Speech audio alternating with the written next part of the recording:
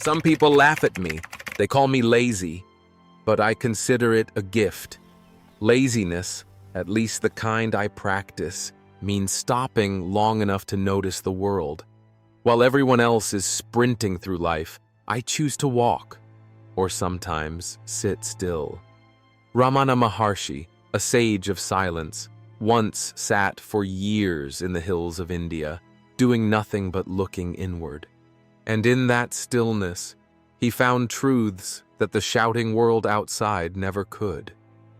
Now, look at us. Our cities are wrapped in glowing billboards. Our phones scream notifications. Headlines flash. Recycled stories blast at full volume. We are surrounded by so much noise that we no longer hear the quiet voice inside us. And one day I began to wonder, if there were truths hidden from us, would we even notice? What if an entire chapter of human history was erased right in front of our distracted eyes? Tonight, I invite you to journey with me. This will not be like any history lesson you've heard. The answers may shake you. The questions may haunt you. In my search for answers, I have an unusual companion, artificial intelligence. It can answer nearly anything I ask. How to mix sugar water for a hummingbird, or what Ramana Maharshi said about the self. But here's what I've learned. AI is not wisdom. It is only a key. The door. You must walk through yourself. We live in the age of unlimited information. With a tap, you can summon millions of facts. But the more information there is, the less we think. We start parroting what others say, mistaking repetition for truth. Truth doesn't live in pre-packaged answers. Truth lives in questions. And some questions have the power to turn your world upside down. One of those questions led me somewhere strange, to a fringe theory called the mud flood. According to this idea, an advanced civilization, Tartaria, once thrived on Earth. Then, just a few centuries ago, a global cataclysm buried it under oceans of mud. Its cities suffocated under the soil. Its memory wiped from history. Insane? Maybe. But there's one detail I can't ignore.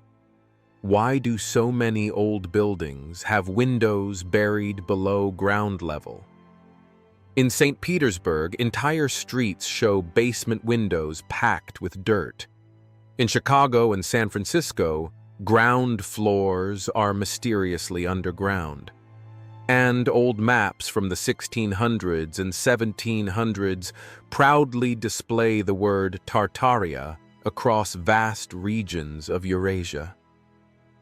Now, it's gone.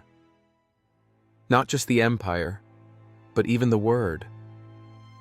If an entire civilization can be erased, who did it? And why? History is supposed to be about facts, right? But what happens when facts are buried? Literally. Imagine the people of that civilization. Did they see the disaster coming? Were they more advanced than we think? And if their cities are under our feet, what else lies there? Now let's talk about the buildings we do know. The ones built, allegedly, between 1870 and 1900. We're told these were constructed with horses, pulleys, and hand tools. But stand beneath them. Look up. Golden domes reaching toward the heavens. Fresco-painted ceilings that rival Michelangelo's. Granite columns weighing hundreds of tons. How did they lift those stones, pray them into place? And here's where it gets stranger. Many had lightning rods, underground power conduits, intricate fountains, all before electricity was supposedly common. If this was the normal architecture of the 19th century, why can't we replicate it today with cranes, 3D software, and billion-dollar budgets? Maybe these weren't overbuilt, maybe they were inherited. If history can be buried, it can also be rewritten. In 1953, a man named Norman Dodd investigated major American foundations. He discovered the Carnegie and Rockefeller boards had openly discussed rewriting history and reshaping education to steer society. This is not rumor. This is in their own meeting minutes. The goal? Control how you see the past, and therefore, control how you behave in the future. When a handful of powerful people decide what children learn about history, whose story is it? The truth or the version that keeps them in power? Andrew Carnegie is celebrated as the Steel King, builder of thousands of libraries, of Carnegie Hall, of the Peace Palace. But look closer at the photographs when they first opened. They already looked ancient. European royal style, impossible stonework, massive chandeliers. Could Carnegie really have built thousands of these in just decades? Or did he simply adopt and rebrand the relics of a world reset? Maybe that's why they feel so out of place today. Because they don't fully belong to our time. Maybe it's all just theory.